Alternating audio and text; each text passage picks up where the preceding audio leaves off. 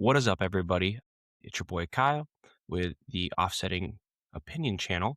And today we're going to get into my first episode. Really, I want to kind of deep dive into the power of influence. I kind of queued up a video on something I want to just discuss, and I'm going to pick on the left a little bit because it's easier to pick on them, especially with their politicians and the people in the media, that the influence they have over their fan base. I don't want to say fan base. I guess it's more of their following. And I just really want to break down like what that does and how that influence can translate over into something that's a little bit more sinister, and how they encourage people to do, uh, uh, I guess, wrong behaviors, and even get to the point where it could escalate into something even more. Uh, Now, what is influence? Influence is the capacity to have an effect on the character development or behavior of someone or something, or the effect of itself. So, simply put, people that look up to people, those people have influence over that person. In today's society, we tend to find influence within politicians. We find influence in musicians and people that have power, people that have a lot of money, people that are, like what people consider role models. You could influence even your neighbors as well, but typically I'm talking about from the top, and we see the behaviors from the top down, which is why I want to challenge people to think about who's influencing you, and how we can use that influence to kind of better society. So let's just start with a video I want to queue up here, and we will go from there. Bear with me for just a minute. All right, so let's watch this video, and let's kind of see what's going on here. Okay. On the three unfired casings read, "Hey fascist!" exclamation point, "Catch!" exclamation point. Do you think Donald Trump is a fascist? Yes, I do. No one has ever been more dangerous to this country than Donald Trump, and he is a fascist to his core. Hey, let me shut down the city! We are at war! We're at a war right now. We are at war. So you have to be willing to do whatever is necessary in order to save the country. And that's why gloves are off. Donald Trump and the MAGA Republicans represent an extremism that threatens the very foundations of our republic. And yes, there are many threats to democracy. We see it with these extreme candidates. I just don't even know why there aren't uprisings all over the country, and maybe there will be. But you can only push people so far. And then they start to take matters into their own hands. What the American public want is for us to bring actual weapons to this bar fight. This is an actual fight. You know, this is literally call to arms. The MAGA movement is a threat. Michelle says that, when they go low, we go high. No. With all due respect, if they go low, we don't go high. When they go low, we kick them. We take them to the mud and choke them out. And make sure that they stay down. And you know what? Pick them when they're down, because they deserve it. Get up in the face of some Congress people. We are going to be in your face. We are going to be on your... We have to fight this in the streets. We're going to fight it in the streets. It's time to step out of your comfort zone and step out into the streets. To our Republican colleagues, if you do not see the light, we will bring the fire. Resist! You and your little friend off of Twitter. Y'all about to find out. And if you see anybody from that cabinet in a restaurant, in a department store, What about a gasoline station? Yeah. and you tell them they're not welcome anymore, anywhere. He's not going to have a good time. He may not finish his term. Yes, the last few days you woke up thinking there might be news. Just saying. There will be news. Piece of crap. Just so you know, there will be news.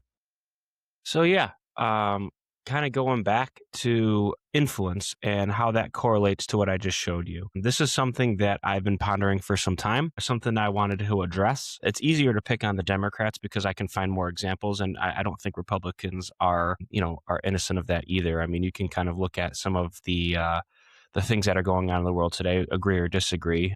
You can consider January 6th, you can use that example. I don't think Trump said inherently anything too wrong.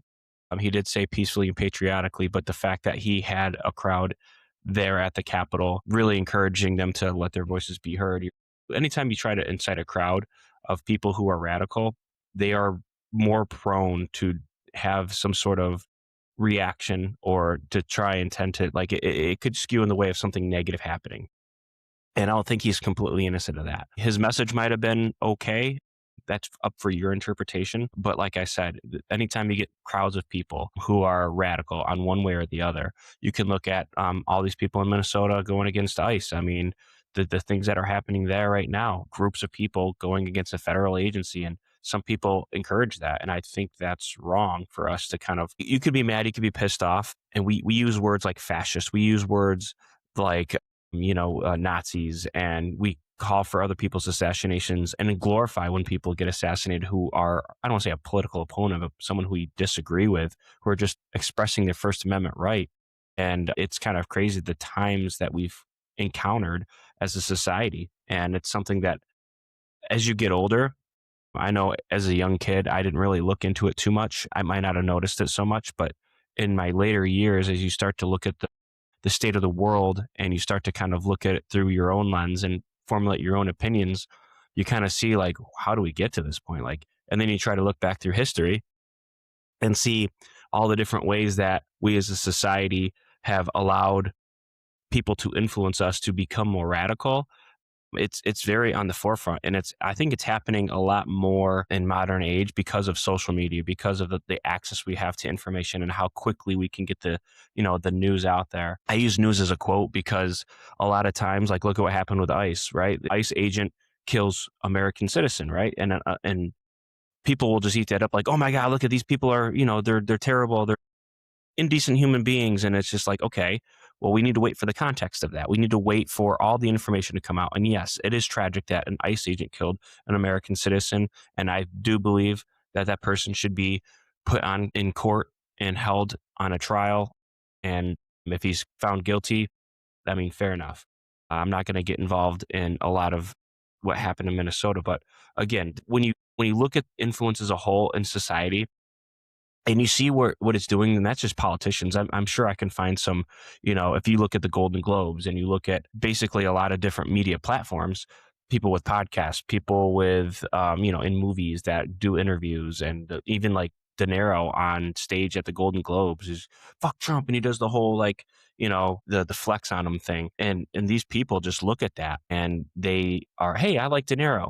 I think he's, because he hates Trump, I'm going to hate Trump too, without doing any research, without looking for any context to anything that's going on. They just blindly follow some people who are role models and who are icons to them. And until we acknowledge that these people are just encouraging negative behaviors in society and stop giving them the power over us, we're never going to progress as a society. We're never going to find our way back to something a little bit more kind of in the middle. And what I mean by that is we become so radical, and we let these people who are on our side of the fence, we give them that power over us. And when we give them that power over us, we become more radical ourselves, and they keep moving the goalpost, and you keep following that goalpost. We need to have more centric views. We need to be more moderate. We need to have people in power who don't have these kind of behaviors and tendencies. We need to just strip the government of all these people who have power and influence over us. We need to find idealists who exemplify the best behaviors of the American people. Until we do that, we're going to continue to descend into this abyss of radicalism on both sides of the aisle. I mean, with the left, they have a lot more of a cult following and a lot more of they're influenced easier. There's seems to be more of a mass following on the Democratic side of the aisle. And that's another topic I want to get into, is the faults of the two-party system. I believe that both Democrats and Republicans are incredibly flawed. And I think we need to have a little bit more choice. But the thing is, it's so established right now that they have so much money and they have so much, like, a big network, and people are just blindly following. It's going to be tough to break the mold in people's minds into, coming to a different party. But that's a different topic for another day. But going back to influence. So you have, like, you saw Maxine Waters, Nancy Pelosi, Tim Walz, Elizabeth Warren, and these are prominent Democrats. These are people that are inciting negative behaviors. If you want to peacefully protest, that's fine. But the second you start going up into these politicians' face that you don't agree with, that's where we've gone too far as a society. We shouldn't be intimidating. We shouldn't be threatening. We shouldn't be resorting to such rhetoric because someone influenced us to do these things. And if you sit there and think that, hey, this is great behaviors, I'm going to get my way. These people are on the other side of the aisle. They're the enemy. That's the way that they're training you through the media. You could see it in that video. They're using these trigger words to say that granted, some people are radical. I'm not going to dismiss that. They're using they're fascists, they're Nazis, they're snowflakes, or whatever you want to use. That's divisive rhetoric, and they are trying to get you to hate the other side and not have a dialogue. They're trying to keep you closed-minded enough to where you just blindly follow them and they get your vote. I mean, that's ultimately what this is about. That's ultimately what they're trying to pursue out of you, is to try and get you to vote for them, to try and get you to just blindly follow them and just continue to fluff their fan base. And by definition, that's kind of cult-like. If you think about it, you're just blindly following somebody without doing the research. Now, if you want to have an open dialogue and debate people, that's one thing. I can wholeheartedly okay, let's have a dialogue. Let's try to find some common ground. Let's try to get back to a more centric view.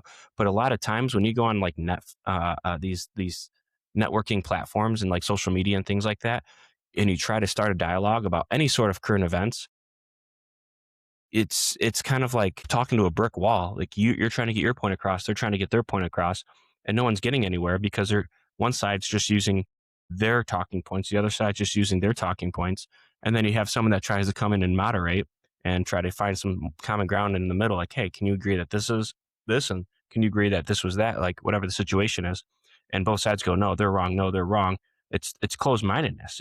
It's not having the ability to debate. It's not having the ability to have a dialogue with your neighbor. You're just dismissing the other side, and you're just blindly following these people who honestly don't deserve your attention. They don't deserve to be your role model. I think he's not innocent of any of this either. I mean, you can go down the line. I mean, Ted Cruz, I think he's not innocent of either. And you can go down DeSantis, not innocent of it either. There's not a single politician that we can sit there and say they have your best intentions, that they're not voting on party lines. There's so little people within the government that will try to see the other side. They just blindly follow. And I think there are people in there. You might get someone from Alaska or Nevada or a Vermont or something that's lower population, doesn't have a lot of influence within the political specter, but they still show up, they still have a vote, and they might see things more centric. And I think that's important to have those people there, but we need more people like that in positions of power. And the really messed up thing is that influence that we give these people over us, we continue to elect them because we allow them to warp our minds to think they are on our side. They have what's best for us. And they've never once delivered on any of their promises that they're going to say that they're going to do. I won't say once. That's kind of a far cry. Maybe every once in a while they'll give you a win, but they're there for their own agenda. They're there for their own parties, whatever they're trying to pass there. Are you going to vote for us? Cool. Come on board. We'll have you ever noticed some politicians? They'll start in one state. If they don't get elected, they'll move them to a state where they're more likely to have a chance of getting elected. Like someone from New York can go down to Massachusetts or Arkansas or something like that, and they'll have a higher percentage chance of trying to, win that seat or being a mayor or whatever the situation is. It's like, why are we allowing these people to move states? Like, when you want to, hey, I have my family in South Dakota, right? This is where I live. If I wanted to run for office, I want to run in South Dakota. If I decide that I'm not pursuing politics by any stretch of the imagination, but if I decided to go down that rabbit hole to try and make a difference in people's lives, I'd want to do it here in my own state where I'm comfortable, where I have a following, where it's easier for me to reach out, have people that are in my side want to work for me, get voters, maybe knock on doors, things like that. I'll be more recognized, and I feel like I have a better chance. The second I move, I feel like it's the Democrat or Republican parties financing a move to put them in place so they can get the vote that they need when these people get into power. And they have influence. So the RNC and the DNC have influence over the people that they elect, the people that they elect to put on ballots and move around and things like that. Those people are going to vote for party lines because, hey, I want this power, I want this influence, I want this lifestyle. they're going to just, yep, you got it. I'm going to do this. Yep, you got it. I'm going to do this. And not everyone does that. I want to be very clear, but I do feel, and this is a conspiracy theory of mine. I can't really prove any of this, but I mean, if you look at the people that move around and what states they go to, they lose this state, they go to this state, and then obviously they're going to be voting for their party. I mean, I think there's some validity to that. And we have to acknowledge like how the system works. We have to acknowledge who's influencing who. We have to acknowledge how people are being influenced, and then how do we overcome that influence? Because what's happening right now is the DNC and RNC are influencing these people their way, and they're not going to try and they won't let someone get elected. They'll put their money on the back of somebody who they know can get elected, and then from there they have these people spread a little bit more radical message once they're elected and they have that influence, and they can move the needle on what they're going to get done and what they want to push and get the support of the people who are blind followers. And by definition, those people are kind of sheep. I mean, it happens on both sides of the aisle. Let's not be, dismissive. I know I used a Democrat because, like I said, it's easier for me to kind of pick on them with the amount of power and influence that they have over the media. And maybe I'll get deep dive into Republicans a little bit more as well in the future, but I'm trying to be fair here. I'm not going to dismiss anybody from this argument. And I really just want people to kind of see what I see and maybe have a little bit more kind of like awareness that like, hey, next time you're in a dialogue, next time you're watching some of these videos, looking and dissecting, okay, how is this person trying to influence me? How is this person, what is their message? There's a lot of people out there that are weak-minded enough to just, hey, this person wants me to push back against this cabinet. Basically translates to, hey, this person wants me to get involved in making this person feel uncomfortable. And if it escalates from there, maybe I can get violent. Like there's somebody out there that thinks that way. And the fact that we're encouraging these people to go do that, these people might be like, they may not have an original thought themselves. Like people interpret messages differently. People interpret words differently. And the fact that we're encouraging anybody to get involved in some sort of like uncomfortableness or pushback in a public setting is kind of invasive to that person's safety. That whoever that, like the Maxine Waters talking, let's say she was talking about pushing back against Trump or Ted Cruz or whoever it is, a Republican, and they say there's a crowd that happens there, and then that person doesn't have a bodyguard, they're in a restaurant, right? And then they're just trying to spend time with their family, and now this person is scared for their family because Maxine Waters is encouraging her fan base to have influence over you to push back against somebody in their cabinet. And if this person, if people start to like get up in this and like say it's Ted Cruz's face, and now he's got to resort to, pushing back against other people, like, hey, I'm just trying to leave, please leave me alone. And then that escalates into something else. And the next thing you know, maybe someone, that family member gets hurt or injured or worse. I think it's very daunting to believe that people can just take one person's words and translate it into something way more sinister. I think we need to acknowledge that there are a lot of people that don't have the mental capacity to take the words for what they are, and they might try to read too much into a message to where they want something to happen. Like I feel like some of these politicians, when they say some of these words and they say, like they translate these messages out to their fan base, it becomes something more. I think they want something more to happen. I think they want those people to push back. And the funny thing is, when it happens to them, when it happened to, like, let's say it happened to Maxine Waters, and then they cry wolf, like, oh, this isn't right. This is political violence. And it's just like, wait, you were just encouraging your fan base to do the same thing, but not when it happens to you. It's like, it's only should happen to Republicans. Like, come on. You can't cry wolf when you're being hypocritical in that regard. And I'm not saying it's right for either side to do it, but it's happened to where both sides have experienced that political violence. We can see one side really encouraging it more. And I'm not saying, again, I know people might jump down my throat. I don't think Republicans are innocent of anything. but it just seems to happen a little bit more on the left. But we'll do a deep dive into like school shooters and things like that, and political ideology, and we'll go left versus right. And I think that'd be, something that we can really, really deep dive into. I don't want to get too far into this, but in recent years, we've seen more, leftist ideologies being associated with some of these shootings.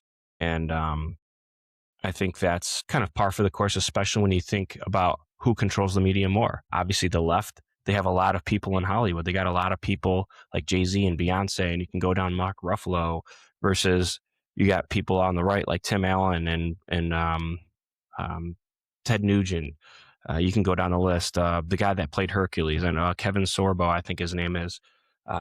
It, they're really not as known actors as or musicians as the people on the left. It seems like the people on the left have a higher and a bigger platform, and they have way more influence and way more of a following than anybody on the right. I think the people on the right, they don't worship as much some of these politicians and some of these actors and musicians and movie star, whoever has that influence. I think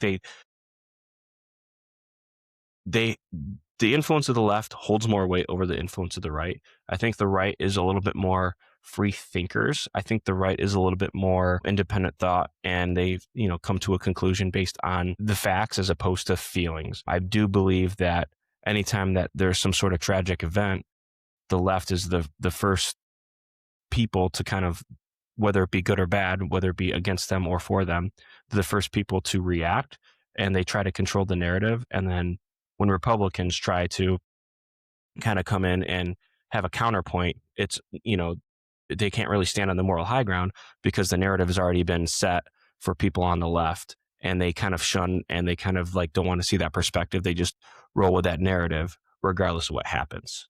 And I think a lot of that is programming by their, the people that they're influenced by. And I think it's sad that people can't really deep dive and look for context, and they can't have an original thought. If you come to a conclusion based off of all the information, and then you acknowledge that information, and you still have that same opinion at the very end, I'm okay with that. I think we need to seek information, and the right information, more consistently. And I think when we start looking for that information and we formulate our opinions based off that information, we're going to get the full picture.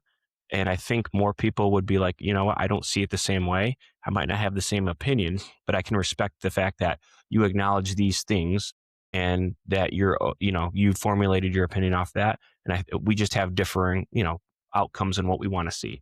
And that's, the dialogue we need to get to, is understanding each side and formulating our opinions off that, as opposed to just reading a headline and just waiting for a narrative to drop and then following that narrative.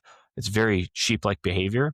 And I think we need to do better as a society in seeking information, as opposed to just reading headlines, because the power of headlines and the power of influence controls the narrative, controls how we react in certain situations. I think it controls the way people think, and how we react to every single situation. So just kind of look out for it. I mean, I think it's pretty prominent, especially in my timeline. I don't know how other people's timelines are, but the second you see the next big event, and unfortunately, I think, we're going to have another big event, whether it be like something ICE related or something political, or, maybe something world related. Just watch what the headlines say. Who's the one that's releasing those headlines? Watch what the politicians are saying before even all the information's out. Because let's be honest with each other, we get the news so fast at the drop of a pin. So something happens, it's already in the headlines.